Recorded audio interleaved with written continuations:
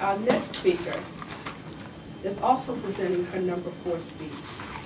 To me, she has a storytelling voice, which truly is a gift to celebrate. I am ready for her to take me on a journey in her 5 to 7 minute speech entitled, The House on Silver Springs Lake. Ms. Leena.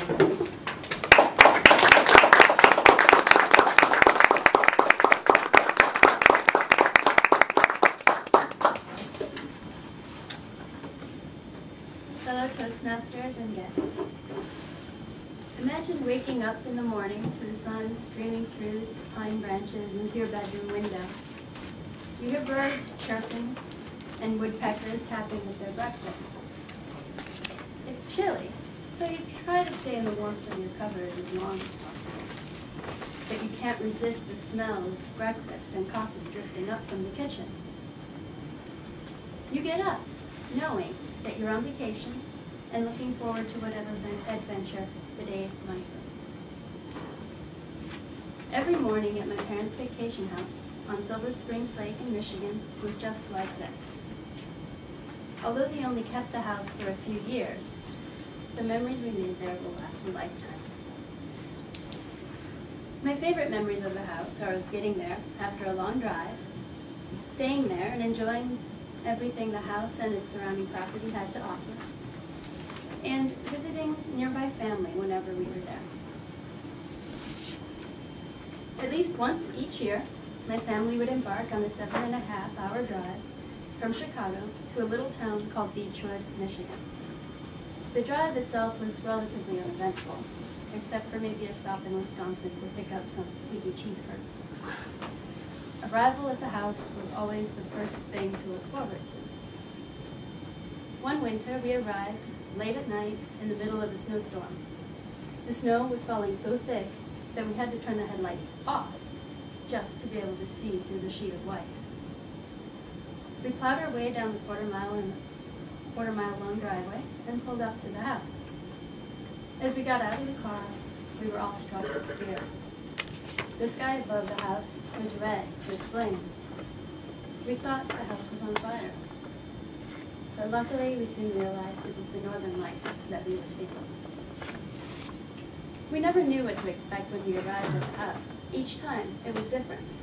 There were different flowers blooming in the yard and different animals grazing on the lawn. But once we arrived, we always knew we had something to be jubilant about. Staying there. Staying at the house was always a little bit of an adventure. During the day, we would walk around the property exploring the old outbuildings and the rundown fish hatchery that were the livelihood of previous owners. In summer, we would canoe, swim, fish for trout on the ice-cold lake. And in winter, we would toboggan down this steep hill from the house right out to the middle of the lake. When the weather kept us inside, we would entertain ourselves with books and card games. Since there was no TV, we had to be creative. Nighttime at the house was a completely different adventure. The house itself was very old and sometimes almost spooky. At night, the creaks and groans of the house settling had me imagining all sorts of terrible things. Once, we even tried canoeing on the lake at night during the full moon. It didn't last long. Once we got out to the middle of the lake, we couldn't paddle fast enough to get back to shore. The ghostly fingers of algae were reaching up from the bottom of the lake. It was enough to make even the most serious of imaginations go wild.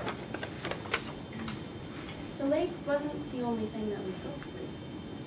Iron River was the largest nearby town, and it was pretty much the ghost of an old iron mining town. For some inexplicable reason, my grandparents and my aunt and uncle with my cousins had decided to make this place their home.